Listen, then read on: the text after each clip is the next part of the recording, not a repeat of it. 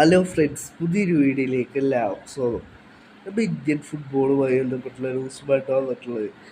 Indian football team നിലവിൽ മോശം പെർഫോമൻസിലൂടെയാണ് കടന്നുപോയിക്കൊണ്ടിരിക്കുന്നത്. Manolo മാർക്കസിന്റെ കീഴിൽ ഇതുവരെ ഇന്ത്യക്കൊരു വിജയം സ്വന്തമാക്കാനായി സാധിച്ചിട്ടില്ല.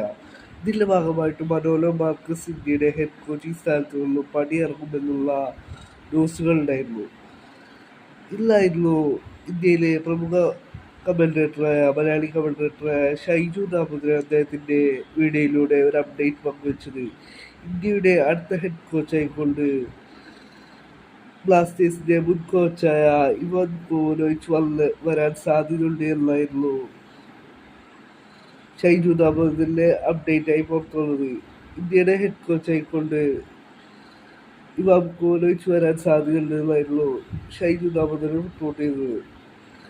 ഇതിനെക്കുറിച്ച് ഒരു ആരാധകൻ മാർക്കസ് ഫെർഗുലാവോനോട് ചോദിച്ചിരിക്കുകയാണ്, ഇന്ത്യയുടെ ഹെഡ് കോച്ചായിക്കൊണ്ട്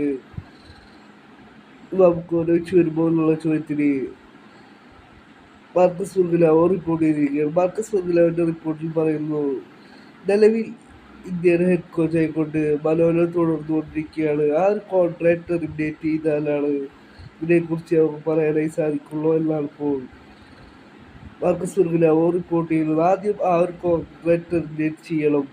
ഇന്ത്യക്ക് അടുത്തതായി മത്സരം വരുന്നത് ഒക്ടോബറിൽ മാത്രമാണ് എന്നാണ് ഇപ്പോൾ മാർക്കസ് ഫെർഗുലാവോ റിപ്പോർട്ട് ചെയ്യുന്നത്. ആ ഒരു കോൺട്രാക്ട് ടെർമിനേറ്റ് ചെയ്താലാണ് പിന്നീടാണ് കോച്ചസിന്റെ അപേക്ഷകൾ സ്വീകരിക്കുക എന്നാണ് ഇപ്പോൾ ഇവാൻ കോവലോവിച്ച് ഇന്ത്യയുടെ ഹെഡ് കോച്ചായി വരുമ്പോൾ എന്നുള്ള ചോദ്യത്തിന് മാർക്കസ് ഫെർഗുലാവോ റിപ്പോർട്ട് ചെയ്തിട്ടുള്ളത്.